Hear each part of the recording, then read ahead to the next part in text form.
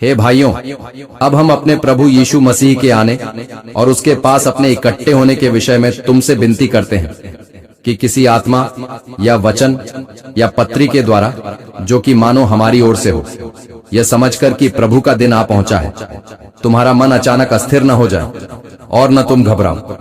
किसी रीति से किसी के धोखे में न आना, क्योंकि वह दिन न आएगा जब तक धर्म का त्याग न हो ले और वह पाप का पुरुष अर्थात विनाश का पुत्र प्रकट न हो, जो विरोध करता है और हर एक से जो परमेश्वर या पूज्य कहलाता है अपने आप को बड़ा ठहराता है, यहाँ तक कि वह परमेश्वर के मंदिर में बैठकर अपने आप को परमेश्वर प्रकट करता है। क्या तुम्हें स्मरण नहीं कि जब मैं तुम्हारे यहाँ था तो तुमसे ये बातें क्या करता था? और अब तुम उस वस्तु को जानते हो जो उसे रोक रही है कि वह अपने ही समय में प्रकट हो, क्योंकि अधर्म का भेद अब भी कार्य करता जाता है, पर अभी एक रोकने वाला है, और जब तक वह दूर न हो जाए वह रोके रहेगा। तब वह अधर्मी प्रकट होगा जिसे प्रभु यीशु अपने मुंह की फूंक से मार डालेगा और अपने आगमन के तेज से भस्म करेगा। उस आदमी का आना शैतान के कार्य के अनुसार सब प्रकार की झूठी सामर्थ और चिन्ह और अद्भुत काम के साथ और नाश होने वालों के लिए अधर्म के सब प्रकार के धोखे के साथ होगा, क्योंकि उन्होंने सत्य के प्रेम को ग्रहण नहीं किया जिससे उनका उद्धार होता। और इसी कारण परमेश्वर उनमें एक भटका देने वाली सामर्थ को भेजेगा ताकि वे झूठ की प्रतीति करें। और जितने लोग सत्य की प्रतीति नहीं करते वरन अधर्म से प्रसन्न होते हैं, सब दंड पाए।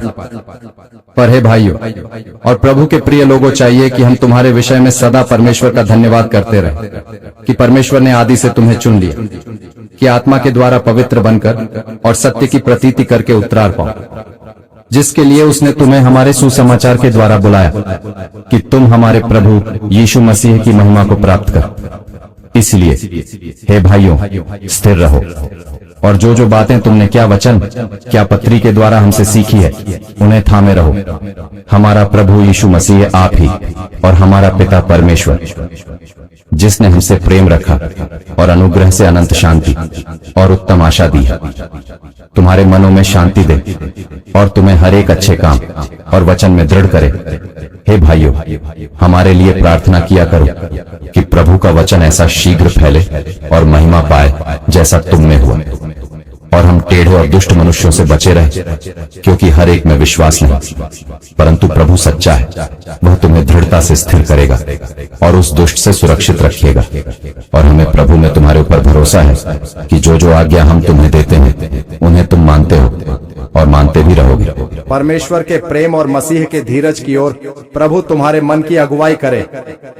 हे भाइयों, हम तुम्हें अपने प्रभु यीशु मसीह के नाम से आज्ञा देते हैं कि हर एक ऐसे भाई से अलग रहो जो अनुचित चाल चलता और जो शिक्षा उसने हमसे पाई उसके अनुसार नहीं करता, क्योंकि आप जानते हो कि किस रीति से हमारी सी चाल चलनी चाहिए, क्योंकि हम तुम्हारे बीच में अनुचित न चले और किसी की रोटी सेंत में न खाए, पर परिश्रम और कष्ट से रात दिन काम धंधा करते थे कि तुम में से किसी पर भार ना हो।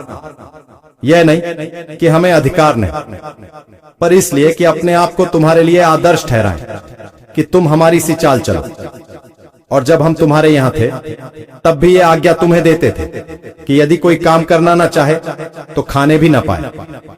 हम सुनते हैं कि कितने लोग तुम्हारे बीच में अनुचित चाल चलते हैं और कुछ काम नहीं करते, पर औरों के काम में हाथ डाला करते हैं। ऐसों को हम प्रभु यीशु मसीह में आज्ञा देते और समझाते हैं कि चुपचाप काम करके अपनी ही रोटी खाया करें। और तुम हे भाइयों, भलाई करने में हियाव न छोड़ो। यदि कोई हमारी इस पत्री की बात को न माने तो उस पर दृष्टि रखो और उसकी संगति न करो जिससे वह लज्जित हो, तो भी उसे बैरी मत समझो, पर भाई जानकर चिताओ। अब प्रभु जो शांति का सोता है, आप ही तुम्हें सदा और हर प्रकार से शांति दे, तुम सबके साथ रहे। मैं पौलुस अपने हाथ से नमस्कार लिखता हूँ। हर पत्री में मेरा यही चिन्ह है, मैं इसी प्रकार से लिखता हूँ। हमारे प्रभु यीशु मसीह का अनुग्रह तुम सब पर होता रहे। आमीन।